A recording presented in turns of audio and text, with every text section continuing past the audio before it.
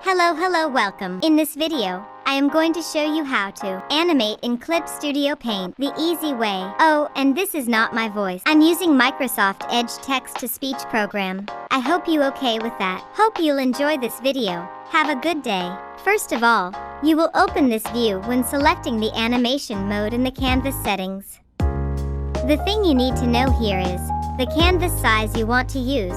Try not to use a resolution that is too high unless you want your PC to lag, so I suggest leaving it at 144 dpi anyway. Then you will see this section. FPS means frame per second, so if you set 12 frames per second, it means that there are 12 images, still images, that make up the motion in the video in 1 second. While the playback rate is how many frames you want to use to extend the duration of your animation. Let's say you set the playback rate to 12 with 12 frames per second. Then the calculation is 12 divided by 12 is equal to 1, so the duration of your animation is only 1 second. If you want a longer animation, just increase the playback rate, for example 30, so 30 divided by 12 is equal to 2.5 seconds. Now what you see here is the canvas for animation. And just so you know, these grid frames represent the inside and outside, which means your animation will only be visible on the inside during rendering. Now, maybe you don't see anything different, we just need to open Windows Timeline. And the Timeline panel has appeared. The panel here represents two important sections. This horizontal path is the frame, and this vertical path is the track, or we can just call it layer.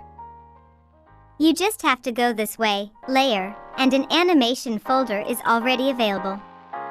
All the animated movements that you want to appear, make it here. Now let's try to make a cute bunny that's blinking and smiling. First of all, there is such a thing as a keyframe. The keyframe is the main movement that will be depicted in your animation.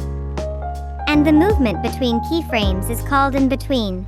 Its function is to make the details of the movement so that it doesn't become stiff and the movement makes more sense.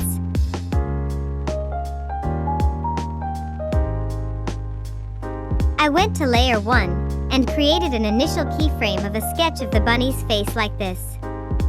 In this keyframe, I want him to open his eyes, but his mouth is closed. Then I sketched the next keyframe on layer 2. What you need to do is just click this button, create new animation cell. Cell acts as a layer. Now I will draw the same bunny for the next key pose or keyframe. Oh no. You've met a problem here. You forgot your previous sketch of the bunny.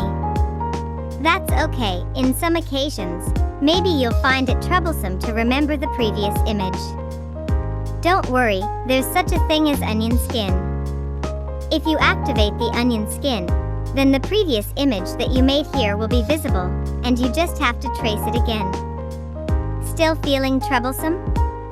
Take it easy, we can also copy and paste. It's like this, just copy and paste the desired layer. Then right-click on the timeline panel to display it on the animation canvas. Easy, isn't it? This bunny will close one eye and his mouth is smiling widely.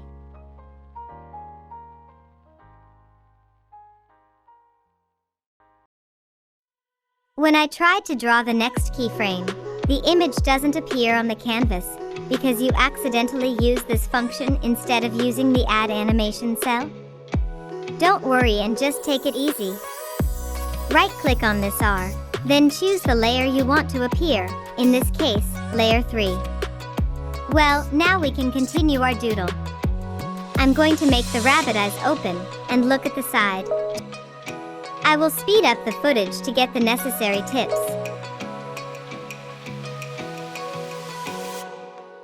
I'm done sketching the 3 main keyframes or key poses.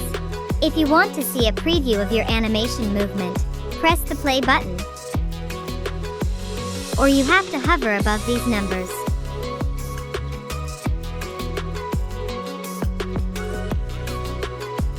If you think the pace is a little bit too quick or too slow, you can move these frames by dragging them till you get the right timing. And if you play the animation preview, some frames would take forever to make a loop. So you can click this marking, then drag it to the place of your end keyframe. So when you press play, the loop will take its roots quicker than before. Next, I will create the in-betweens or tweening. Tweening is a technique to create transitional frames between the keyframes, make them smoother, and show evolution between one object and another. First, in layer 1, we have a rabbit with a closed mouth and opened eyes. For the first in-between, I want to make the rabbit gradually close its eyes and open its mouth. So we're going to copy layer 1, the first keyframe, resulting layer 1A, then right-click to add 1A. Then I will erase part of its eyes a little, to show the closing eyelid.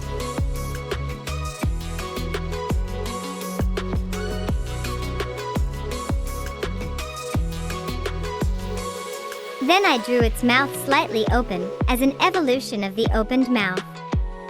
Next in-between will be of the bunny closing its lid even more, so I'll erase more of its eyes, then make its mouth bigger than before. I will keep doing the tweening until the transition to keyframe in layer 2 is smooth enough for me.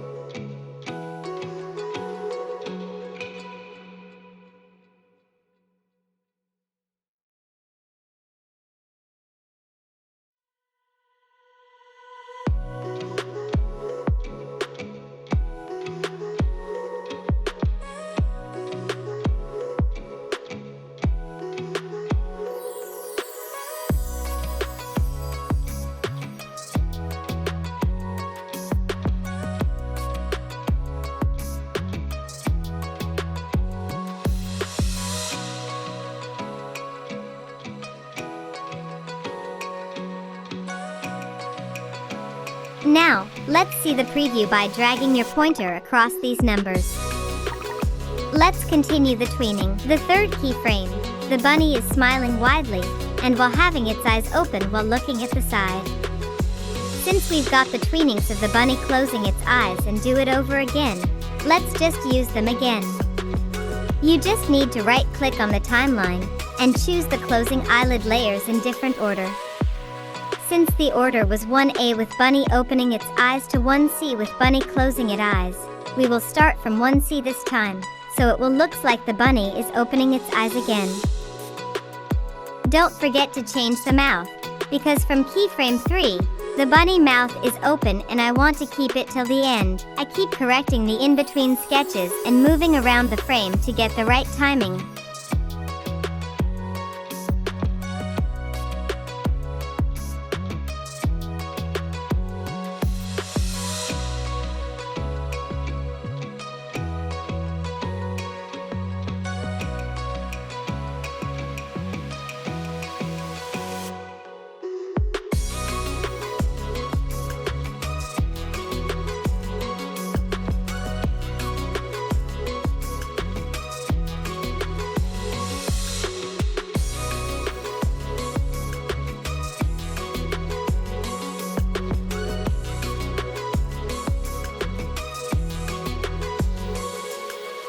Now, let's play the preview.